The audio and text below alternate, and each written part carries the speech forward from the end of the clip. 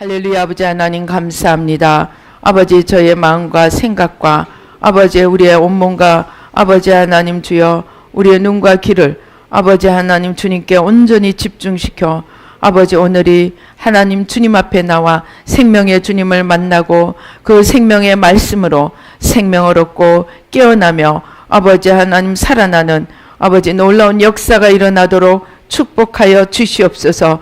우리 가운데 회방하는 모든 원수마귀 세력을 십자가로 도말하여 주시고 주의 성령으로 천군 천사로 보좌로 승리로 만복으로 영광으로 함께 하시고 축복하여 주시옵소서. 부족한 종은 십자가 뒤에 가려 주시고 주의 성령으로 천군 천사로 함께 하시고 주의 역사만을 이루어 주시옵소서. 예수님의 이름으로 기도드립니다. 아멘. 이 가인과 아벨 우리가 너무나 잘 아는 이야기입니다. 오늘은 이 중에서 하나님 앞에 연락되는 제사라는 제목으로 함께 말씀을 나누시겠습니다. 제가 그 요한복음 하나님과 대화하면서 풀어간 것을 얼마 전에 책으로 내었습니다. 그 책을 보고 이제 다음번에 창세기를 내려고 합니다. 아주 오래전에 해놓았던 것들을 제가 정리하면서 아주 이 가인과 아벨의 이 제사 속에 숨어있는 것이 무엇인가 하는 것을 정리하면서 다시 깨닫고 오늘 그 부분을 함께 나누고자 하는 것입니다. 하나님께서 여기서 이 가인과 아벨이 똑같이 제사를 드렸습니다. 그런데 가인은 농사 지은 것으로 드리고 아벨은 양의 첫 새끼와 그 기름으로 드렸습니다. 그런데 하나님이 아벨과 그의 제물은 받으시고 가인과 그의 제물은 받지 아니하신지라 그렇게 말씀을 하셨습니다. 그래서 많은 성서 신학자들이 또는 목사님들이 이 귀절을 제각기 나름대로 해석을 하십니다. 그래서 어떤 분들은 가인이 농사 지은 것으로 제물을 드렸기 때문에 안 받으셨고 하나님이 피해 제사가 필요하시기 때문에 속죄의 의미로 피해 제사를 받으셨다. 이렇게 해석하곤 합니다.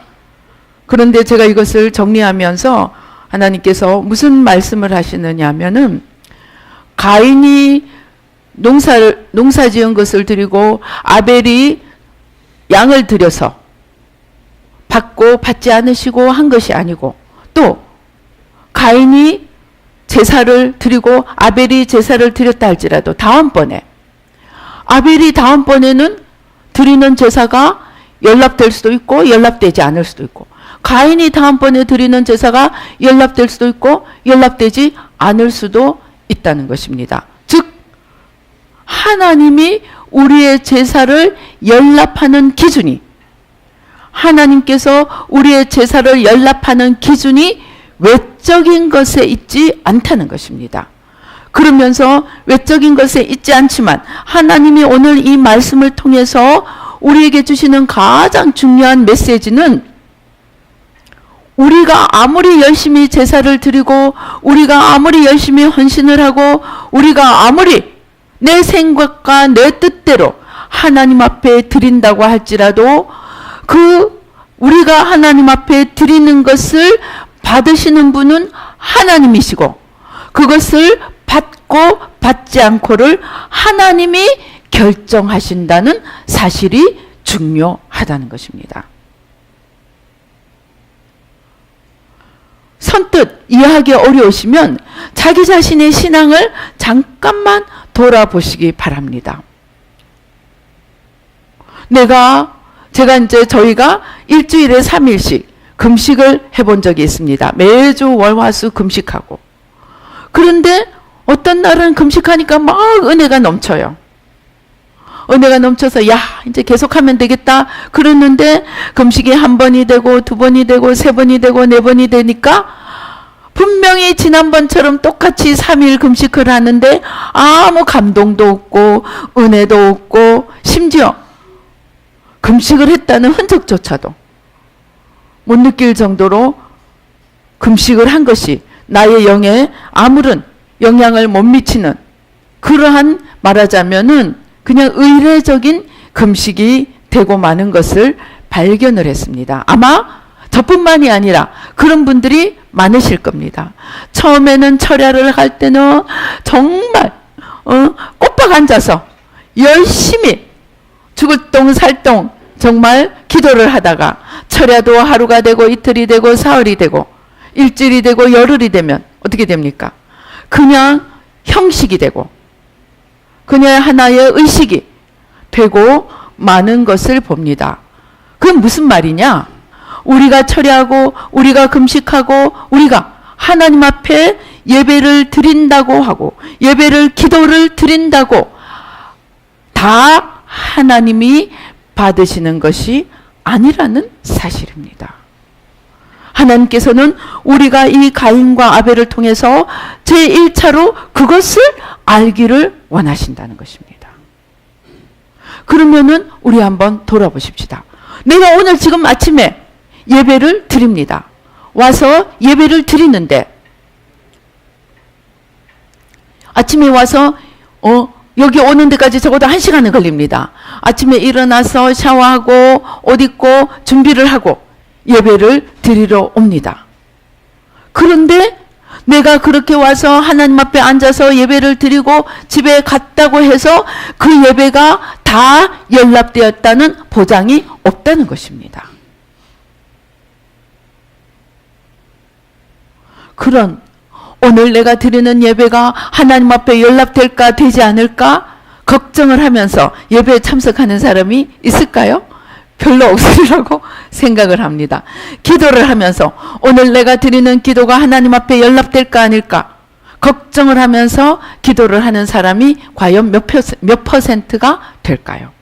찬양을 하면서 내가 오늘 드리는 찬양이 하나님 앞에 연락될까 되지 않을까 걱정을 하면서 신경을 쓰면서 연락되도록 중심을 모아서 드리는 사람이 몇 명이 될까 하는 것입니다.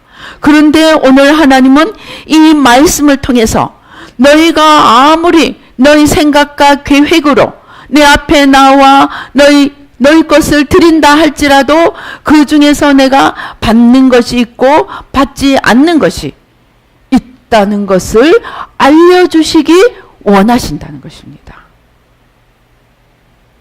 그러면 우리가 다음 질문이 생겨납니다. 궁금한 것이 생겨납니다. 그러면 하나님이 어떤 제사는 연락을 하시고 어떤 제사는 연락을 하지 않으실까요? 우리가 그것을 이제 하나님께 여쭈어 보아야 합니다. 하나님이 어떤 제사를 연락하시고 어떤 제사를 연락하지 않으실까요? 우리가 지난주에 나누었습니다. 하나님이 이 마지막 때에 신령과 진정으로 영과 진리로 예배 드리는 자를 찾으신다는 것이 같은 맥락입니다. 그래서 우리가 지난주에 나눈 대로 진리 안에서 내 영은 마음을 이야기합니다.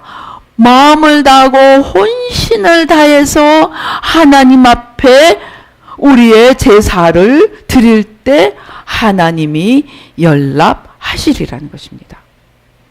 하나님 앞에 하나님 앞에 제사 지낼 때 우리의 몸이 가 있고 우리가 양을 가지고 오고 우리가 농산물을 가지고 오고 우리가 금은보화를 가지고 오는 것이 중요한 것이 아니고 물론 그것도 가져오는 것이 안 가져오는 것보다는 하나님 앞에 더 의미가 있겠습니다마는 하나님께서는 우리의 몸이 우리가 어떤 재물을 가지고 온 것 넘어 우리가 진정으로 진심으로 영으로 하나님 앞에 가져오는가 보신다는 것입니다. 그 다음에 우리가 진정으로 그러면 마음으로 진심으로 가져오는 것인데 그 진심을 만드는 원천적인 출발은 무엇인가 하는 것을 생각해 보십시다. 나의 마음이 하나님 앞에 신령과 진정으로 영과 진리로 하나님 앞에 마음으로 드려지기 위해서는 하나님이 받으실 만한 진심으로 드려지는 것이 되기 위해서 우리가 어떻게 우리의 마음을 관리를 해야 되는가, 그 기준과 그 출발이 무엇인가 하는 것입니다.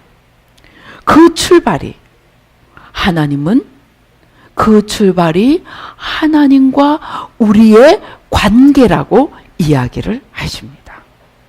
우리의 마음은 내가 마음을 이렇게 먹어야지, 내가 마음을 저렇게 먹어야지, 그렇게 내가 지어서 마음을 만드는 것이 아니고 그 진심으로 드려지는 그 마음은 하나님 아버지와 나의 관계, 예수님과 나의 관계, 성령님과 나의 관계에서 그 마음의 진심이 결정된다는 것입니다. 그러니까 그 관계는 어떻게 해야 되겠습니까? 후딱신자라는 말 아세요? 후딱신자? 후딱신자가 뭔지 아세요? 후딱신자는 주일날 아침에 성경 딱 보니까 먼지가 앉아있어. 후 불고 닦고 그 성경 가지고 오는 신자를 후딱신자라고 합니다. 즉 일주일 동안 내 마음대로 살고 하나님에 대해서는 관심도 없고 하나님이 무엇을 원하시는지 성경을 통해서 진리의 말씀을 통해서 하나님의 뜻을 알려고도 하지 않고 일주일 동안 내 마음대로 살다가 그냥 주일날 아침에 성경 후 불고 닦고 성경을 가져오는 신자, 그런 신자가 그렇게 와서 하나님 앞에 예배를 드릴 때 그 예배가 영과 진리로 드려지고 진심으로 드려지고 하나님 앞에 연락되는 예배가 될 수 있겠느냐는 것입니다. 즉 진심으로 드려지는 것은 그날 반짝 한번 작정하고 내가 만들려고 해서 되는 것이 아니고 평소에 내가 하나님과 어떤 관계를 가지고 있는가 하는 것에 의해서 만들어진다는 것입니다. 나의 진심은 내가 만드는 것이 아니고 내가 하나님과의 관계 속에서 하나님이 내 안에 만들어 가시는 속 사람의 그 분량이 진심의 분량이라는 것입니다.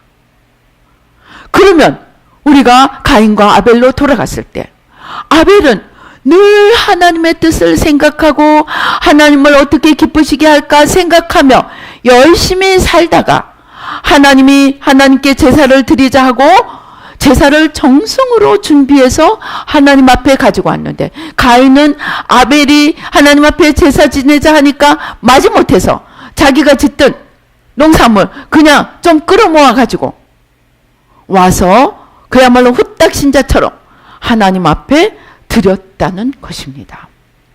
그렇게 할 때 하나님은 그 가인의 삶과 가인의 속에 이루어진 그 마음의 진정성을 보고 합격이냐 불합격이냐 연락이냐 연락하지 않느냐는 하나님이 결정하신다는 것입니다.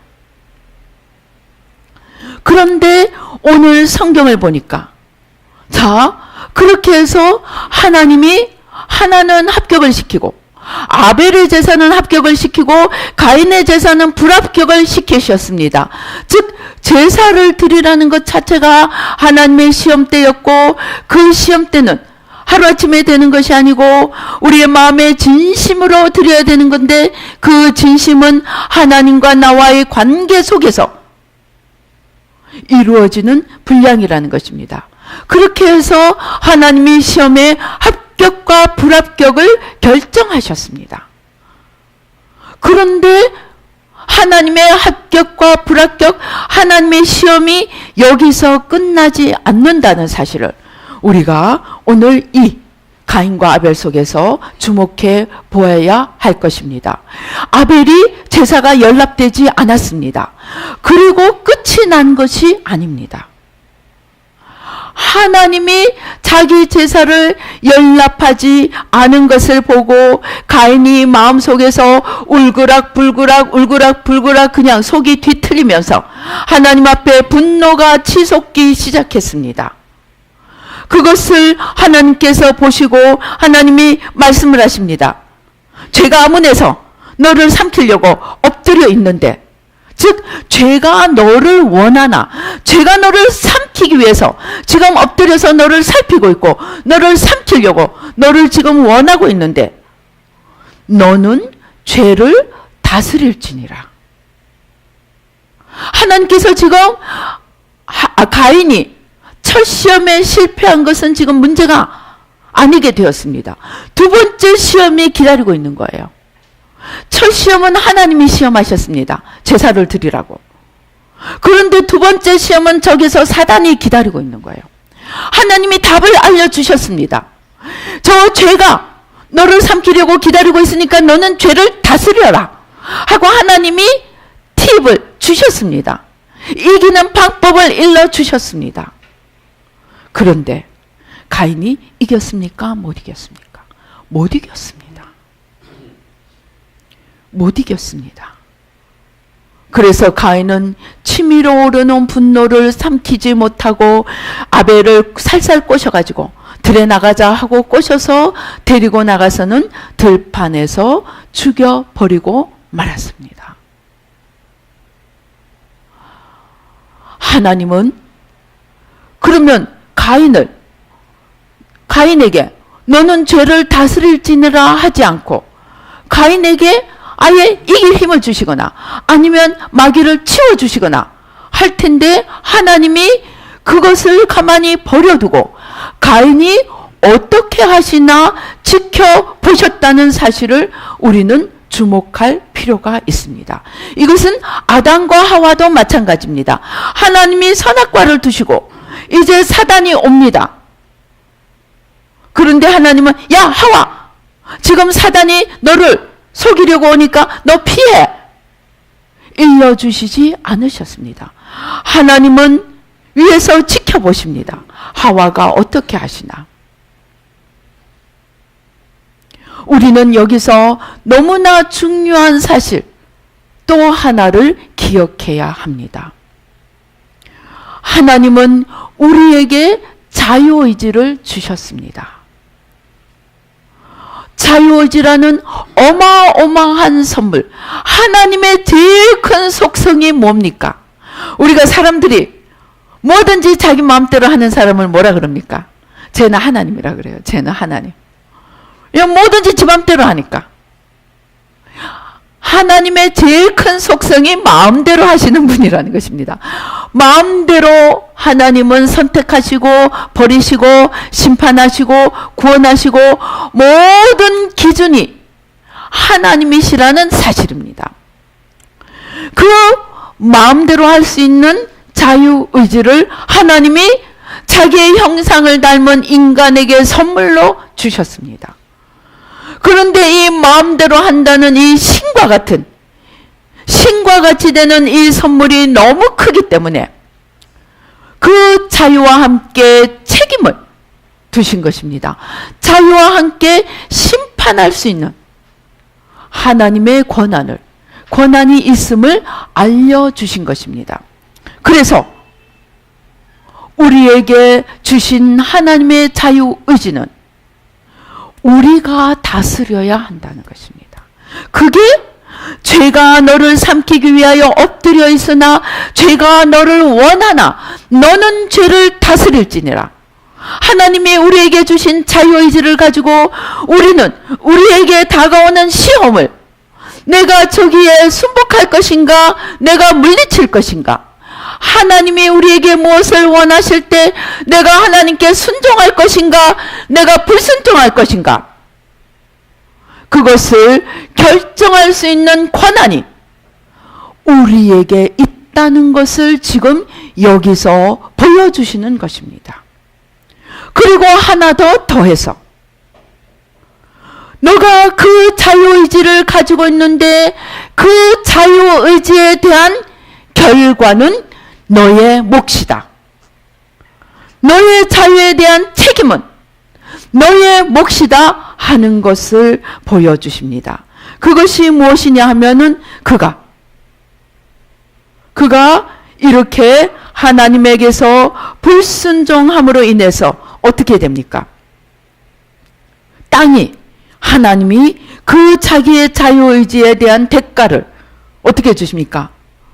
내 아우의 피를, 땅이 그 입을 벌려 내 손에서부터 내 아우의 피를 받았은즉 네가 땅에서 저주를 받으리니 네가 밭을 갈아도 땅이 다시는 그 효력을 내게 주지 아니할 것이요 너는 땅에서 피하며 유리하는 자가 되리라. 자기의 자유의지로 죄를 다스리지 못한 결과 그는 이제 저주를 받게 되었습니다. 그런데 우리가 이 뒤에 보면 가인이 하나님께 싹싹 빕니다. 하나님, 이것은 내가 감당할 수 없습니다. 네가 땅에서 유리하는 자가 되리라고 하니까 하나님, 저는 감당할 수 없습니다. 그러니까 하나님이 가인의 이마에 표를 주셔서 가인을 보는 사람들이 죽이지 못하게 표를 주셨습니다. 자, 여기서 우리 한번 생각해 보십시다. 어떤 면에서 표를 주신 것은 하나님이 보호해 주신 것입니다. 왜 그러셨을까요? 하나님이 가인에게 이미 심판을 하셨습니다. 가인은 자기 죄, 자유의지를 잘못 쓴 데 대한 심판을 이미 받았기 때문에 하나님께서 더 이상의 벌은 받지 않아도 되도록 지켜 보호하여 주셨다는 것입니다. 여기서 우리가 예수님을 믿을 때, 우리가 예수님을 믿고도 죄를 지을 때가 있습니다. 저희가 아까도 기도하는데 우리 한국의 교회가 세상이라는 모포를 뒤집어 쓰고 세상이라는 큰 인형을 뒤집어 쓰고 그 인형 안에서 온갖 마약이 세상 쾌락, 세상 즐거움, 물질, 평안, 이 세상에 줄 수 있는 온갖 것을 취해서 그냥 해롱해롱 취해 있는 모습을 보여주셨습니다. 우리가 이렇게 크리스찬들이, 많은 믿는 자들이 세상에 산다고 주님의 자녀라고 하면서도 세상에서 살면서 하나님의 뜻과는 반대의 길을 걸어갈 때 하나님께서 어려움을 주십니다. 하나님께서 이런 어려움 저런 어려움을 통해서 우리를 하나님께로 돌이키게 하십니다. 그래서 우리가 하나님 앞에 잘못했습니다 하고 돌이킬 때 하나님께서는 그래 내가 용서해 주마 하고 다시 받으십니다. 그러나 하나님께서 우리를 용서해 주고 우리를 다시 받으신다고 하여서 시험 공부를 하나도 하지 않은 나에게 내가 시험 공부하지 않고 농땡이를 부린 것에 대해서 회개를 하면 하나님이 앞으로 농땡이 부리지 않도록 도와주실지는 모르지만 내가 지금까지 농땡이 부린 것을 내가 빵점 받고 농땡이 부려서 빵점 받던 것을 내가 90점 100점 받도록 그렇게 바꾸어 주시지는 않는다는 것입니다. 즉 무슨 말이냐, 나의 지은 죄의 결과는 주님이 용서해 주시더라도 그 결과는 내 몫이라는 것입니다. 이렇게 할 때 우리가 무엇이 이해가 되느냐, 다윗의 이야기가 이해가 됩니다. 다윗이 밧세바를 성폭행하고 밧세바의 남편 우리아를 죽이고 밧세바를 아내로 삼았습니다. 그때 하나님이 진노하셔서 선지자 나단을 보내시고 그의 죄를 깨닫게 해주십니다. 그때 다윗이 정말 하나님 앞에 바로 납작 엎드렸습니다. 그래서 시편 52편을 하나님 앞에 외치면서 하나님 앞에 회개 기도를 드립니다. 그때 나단이 다시 와서 이야기를 합니다. 하나님께서 왕을 용서해 주셨습니다. 하나님께서 왕을 용서해 주셔서 왕이 죽지 않을 것입니다. 그러나 사단에게 이제 큰 빌미를 주었고 왕의 집에서 칼이 떠나지 않을 것입니다. 이게 참 이해가 안 됐습니다. 이해가 안 되죠. 아니 하나님이 용서해 주셨으면 모든 것이 해피엔딩으로 끝나도록 만들어 주셔야 할 텐데 내가 너를 용서해 주니까 너는 죽지 않으리라. 그래 놓고 너희 집에서 칼이 떠나지 않으리라고 말씀을 하십니다. 그리고 너희 낳은 아들이 죽으리라고 이야기합니다. 그게 무슨 말이냐? 오늘 이 가인의 이야기와 똑같은 것입니다. 가인이 잘못을 해서 이제 살인을 했는데 하나님께서 나무랐습니다. 그리고 하나님께서 벌을 주셨습니다. 그러나 그가 하나님 앞에 잘못을 돌이킬 때 하나님께서 이제 그에게 보호라는 보호막을 이 이마에 표를 줌으로써 보호막을 쳐주십니다. 그러나 그가 하나님께 받은 그의 죄악에 대한 그 벌은 여전히 남아 있다는 것입니다. 그래서 한마디로 말해서 우리는 이 땅에서 살아가는 동안 많은 하나님의 시험대가 옵니다.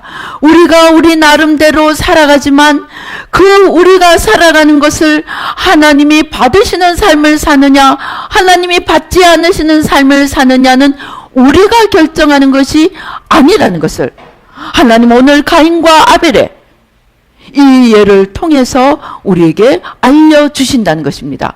그리고 하나님께서 연락하시고 연락하시지 않았을 때 그 다음에 우리가 어떻게 할 것인가, 그것도 또한 우리에게 계속적으로 시험대로 오신다는 것입니다. 시험대로 온다는 것입니다.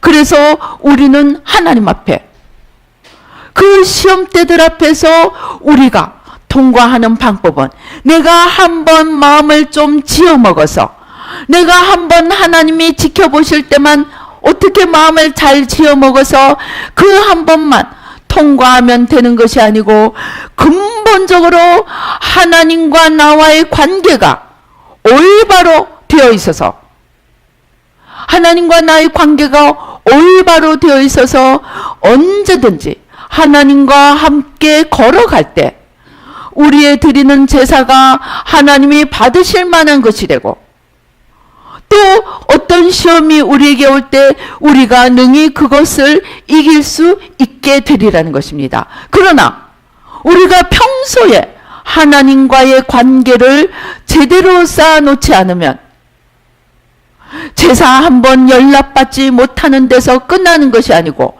오늘 가인처럼 제사가 연락되지 않으니까 그것 때문에 살인의 죄를 짓고 또 살인의 죄를 짓고 나서 하나님께로 돌아가지 않으면 그 살인의 죄 때문에 연쇄살인을 우리가 영화 같은 거 보면 뭡니까? 한 죄를 감추기 위해서 다음 죄를 짓고 그 다음 죄를 감추기 위해서 또 더 큰 죄를 짓고 그러는 이야기들을 봅니다.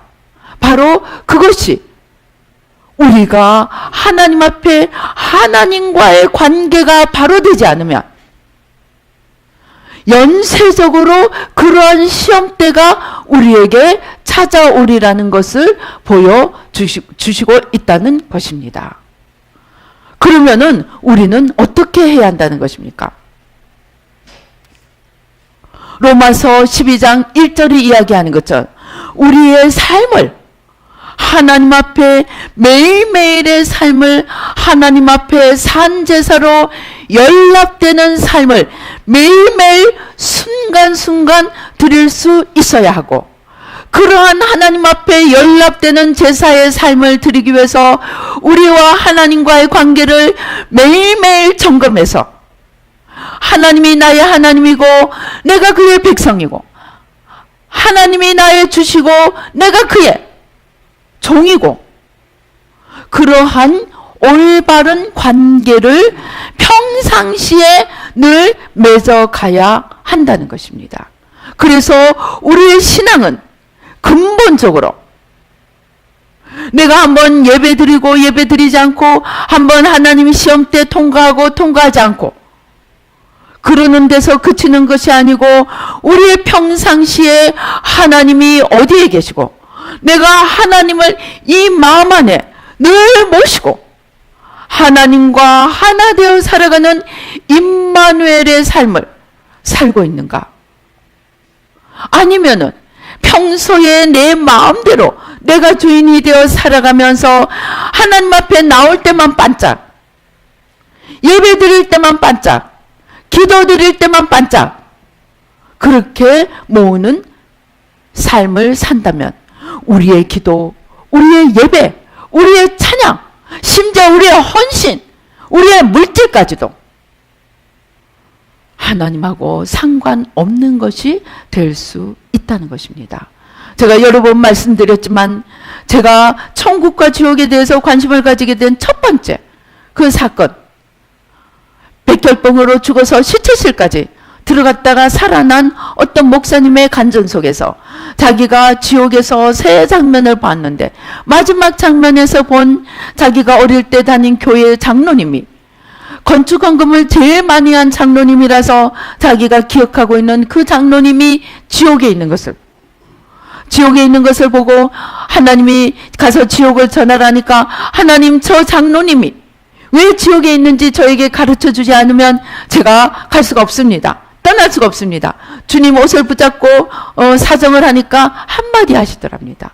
그의 그 모든 것이 나와 아무 상관이 없었느니라. 그는 그냥 장로님일 뿐만이 아니고 수석 장로님이었습니다. 아마 그는 그 건축 헌금뿐만이 아니고 많은 헌금을 드렸을 수 있습니다.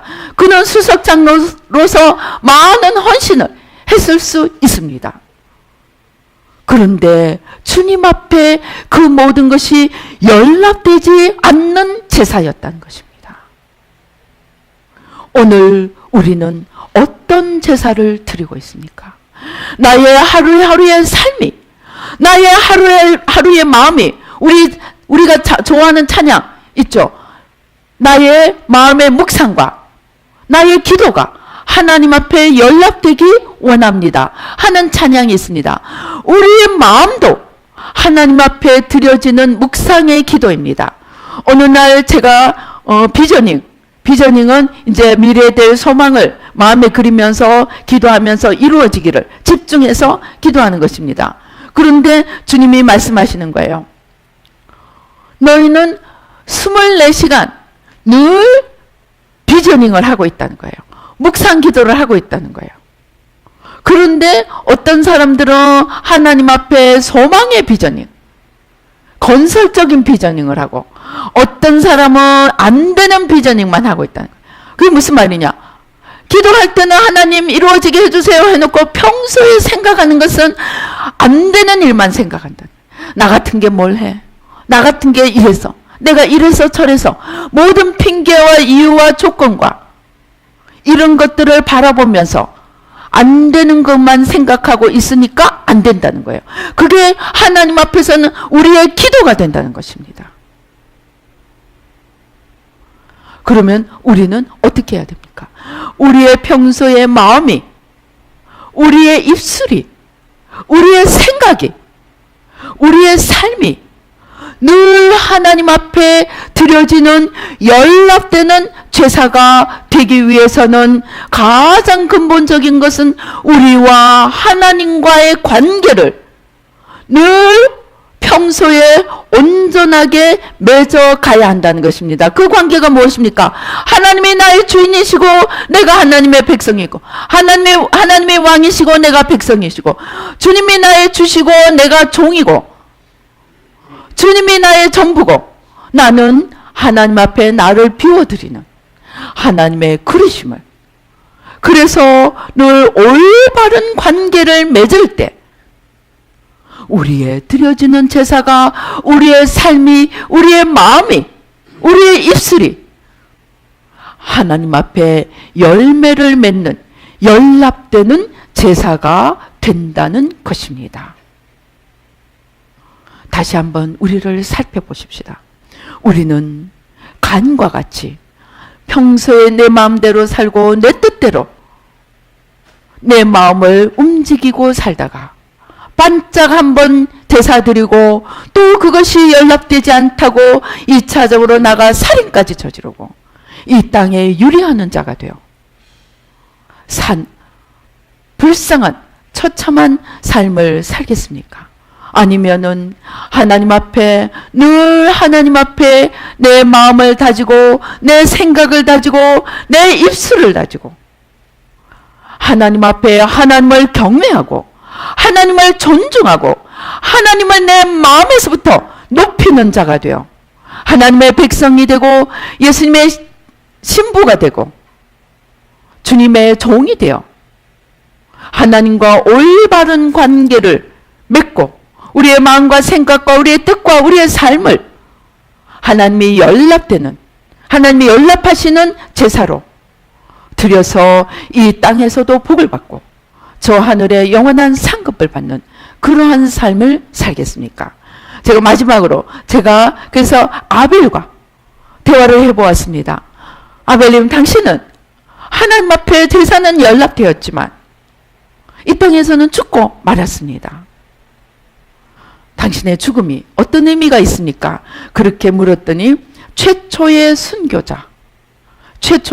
순교자의 반열에 섰고 그 다음에 두 번째, 하나님이 우리에게 죽음을 허락하시는 것은 그 사람을 천국에, 너는 이제 천국에 와도 된다 하는 허가장을 내리거나 아니면 너는 이제 지옥에 가야 되겠다 하는 심판을 내리는 것이라는 것입니다. 무슨 말이냐면 하나님이 우리에게 죽음을 허락하실 때는 지옥에 갈 만한 분량이 됐거나 천국에 들어갈 만한 분량이, 천국에 들어갈 만한 자격이 될 때 하나님께서 우리에게 죽음을 허락하신다는 것입니다.